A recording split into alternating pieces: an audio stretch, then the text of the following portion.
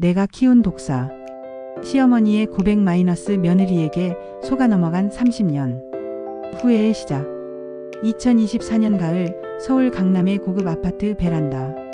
77세 시어머니 박순자가 차를 우리며 창밖을 바라본다. 제 이름은 박순자입니다. 올해 77. 남들이 부러워하는 강남 아파트에 살고 있습니다. 경기도 용인의 땅이 3,000평, 전세금만 해도 15억어치. 그런데 왜 이렇게 마음이 허전할까요? 30년 전 제가 직접 골라서 드린 며느리 때문입니다. 그때는 몰랐어요. 내가 품에 안은 게 며느리가 아니라 독사였다는 걸 말이죠. 1994년 봄 서울 시내 찻집. 젊은 박순자가 맞선녀를 바라본다. 1994년 봄이었습니다. 제 아들 민수가 29 결혼할 나이가 되어서요. 그때 소개받은 여자가 바로 김지연이었습니다. 서울에 손꼽히는 대학 경영학과 졸업에 대기업 과장. 키도 165에 외모도 준수하고 집안도 나쁘지 않았어요. 아버지가 중견기업 임원이시고 어머니는 교사 출신. 무엇보다 예의가 발라 보였거든요. 젊은 김지연 26세의 정중하게 인사하는 모습. 어머니 안녕하세요. 김지연입니다. 민수 오빠에게 말씀 많이 들었어요. 오빠라고 부르더라고요. 요즘 말로 애교가 있어 보였어요. 그리고 뭔가 야무져 보였습니다. 내 아들한테 딱 맞는 여자라고 생각했어요. 1994년 10월 화려한 결혼식장. 웨딩드레스를 입은 지연. 결혼 준비 과정부터 예사롭지 않았어요. 지연이가 모든 걸 직접 챙기겠다고 하더라고요. 예단부터 예물, 신혼집까지. 어머니는 신경 쓰지 마세요. 제가 알아서 할게요. 처음엔 기특했습니다. 요즘 세상에 이런 알아서 하는 며느리가 어디 있나 싶어서요. 신혼집 마이너스 강남구 압구정동 32평 아파트. 신혼집도 지연이가 직접 계약했어요. 전세금 2억. 1994년 기준으로는 큰 돈이었죠. 우리가 도와주겠다고 했는데 지연이가 완강하게 거절했어요. 저희끼리 해결할 수 있어요. 부모님께 손 벌리고 싶지 않아요. 그때는 자랑스러웠어요. 내 며느리가 이렇게 당당하다고. 하지만 지금 생각해보니 그게 시작이었습니다. 결혼 초기에는 정말 모범 며느리였어요. 명절 때마다 빠짐없이 오고 제사 음식도 척척 준비하고 시아버지께도 정중하게 인사드리고. 하지만 뭔가 이상했어요. 너무 완벽했거든요. 마치 연기를 하는 것 같았달까요? 지연이 음식을 준비하며 완벽한 며느리를 연기하는 모습. 그리고 한 가지 더. 지연이는 우리 집 재산에 대해 묘하게 관심이 많았어요. 어머니 용인 땅이 정말 넓다면서요. 요즘 강남 집값이 많이 올랐다고 하던데. 그런 말들을 자연스럽게 흘리곤 했어요. 그때는 단순한 관심인 줄 알았는데 1997년 IMF가 터졌습니다. 민수 직장도 불안해지고 지연이 회사도 구조조정에 들어갔어요. 그때 우리가 도와주겠다고 했죠. 지연아 힘들면 이번 기회에 집이라도 사자. 아버지가 도와주신대. 그런데 지연이 반응이 아니에요. 저희가 알아서 할게요. 남의 돈으로 집 사고 싶지 않아요. 나레이션. 남의 돈이라고 했어요. 시부모가 남이라고. 그때 가슴이 좀 서늘했는데 대견하다고 생각하려고 했어요. 자존심이 센 게 나쁜 건 아니니까요. 1999년에 손자 준호가 태어났습니다. 제 첫 손자. 그렇게 기뻤을 수가 없었어요. 지연이도 변할 거라고 생각했어요. 아이가 생기면 가족이 소중한 걸 알게 될 거라고. 하지만 오산이었습니다. 산후조리원에서 들은 이야기인데 지연이가 다른 산모들한테 이런 말을 했대요. 우리 시어머니는 간섭이 너무 심해요. 애 낳았다고 뭘 해주겠다고 하시는데 다 조건이 있을 거 아니에요. 조건이라. 혈육에게 무슨 조건을 바라겠어요.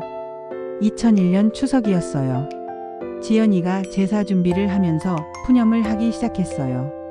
요즘 시대에 이런 걸 왜 해야 하는지 모르겠어요. 시간 낭비 같아요. 충격이었습니다. 6년 동안 완벽하게 해오던 여자가 갑자기 본색을 드러낸 거예요. 지연이 시아버지 앞에서도 당당하게 의견을 피력하는 모습. 아버님, 요즘은 제사보다 가족끼리 시간 보내는 게 더 중요하지 않을까요? 시아버지가 얼마나 당황하셨는지. 하지만 더 큰 충격은 따로 있었어요.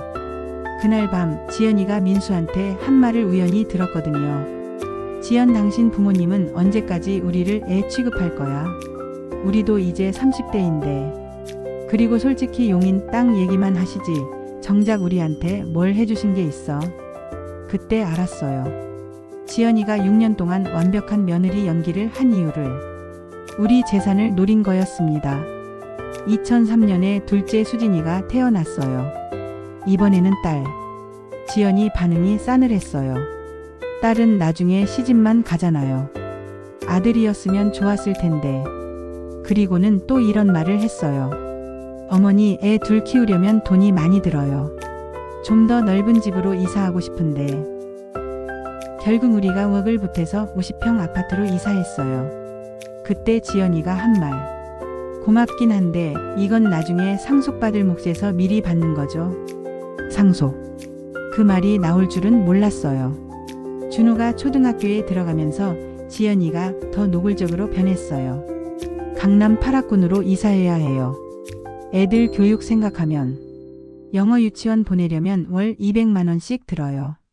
피아노, 바이올린, 수영, 태권도 다 시켜야 한다고요. 그리고 아이들 교육비는 세금 안 내도 되니까 어머니께서 책임져 주세요. 그러면서 하는 말이, 어머니, 손자 손녀 교육비는 할아버지 할머니가 되는 게 당연하지 않아요. 요즘 다 그래요. 당연하다고. 우리 돈 쓰는 게 당연하다고 했어요. 너무 당돌한 요구에 할 말을 잃었답니다. 2007년에 남편이 크게 아프셨어요. 위암 판정을 받으셨는데 지연이 반응이 이상했어요. 아버지, 혹시 유언장 같은 건 미리 써두시는 게 어떨까요? 나중에 복잡해질 수도 있고. 아직 치료도 시작 안 했는데 유언장 이야기를 하다니. 그리고 저한테 따로 와서 이런 말을 했어요. 어머니, 솔직히 말해서 용인 땅값이 지금 얼마예요? 그리고 이 집값까지 하면 민수가 받을 몫이 얼마나 될지 궁금해서요. 시아버지가 병상에 누워 계시는데 재산 계산을 하고 있었어요. 이때부터인 것 같아요. 저의 마음도 차갑게 식기 시작한 게. 사람은 위기의 순간에 자신의 모습을 드러낸다고 하죠. 2008년 겨울 남편이 돌아가셨어요. 장례식장에서도 지연이는 상주인 민수한테 귓속말로 계속 뭔가를 말했어요. 멀리서 봐도 괴로워하는 아들의 얼굴을 볼 수 있었습니다. 나중에 알았는데 상속 이야기였어요. 상속세 때문에 땅 일부는 팔아야 할지도 몰라. 미리 알아봐야겠어. 아버지 관 앞에서 그런 이야기를 했어요. 상속 절차를 밟으면서 지연이의 진짜 모습이 드러났어요. 어머니는 이제 나이도 있으시니까 재산 관리는 저희가 하는 게 어때요? 용인 땅도 일부는 현금화해서 애들 교육비나 집 관리비로 써야죠. 내가 살아있는데 벌써 내 재산을 처분하겠다고 했어요. 이런 이야기는 아들이 없는 낮 시간에 저를 찾아와 지속해서 요구해왔죠. 아들도 같은 의견인지 궁금해지더라고요. 사실 아들의 의견일까봐 겁이 났던 것 같아요. 내가 키운 소중한 아들이 엄마 아빠를 돈으로만 보는 것 같아서요. 2010년쯤 되니까 지연이가 아예 가면을 벗어던졌어요. 명절에도 대충 와서 대충 인사하고 제사도 형식적인 거 왜 해요? 라고 대놓고 말하고.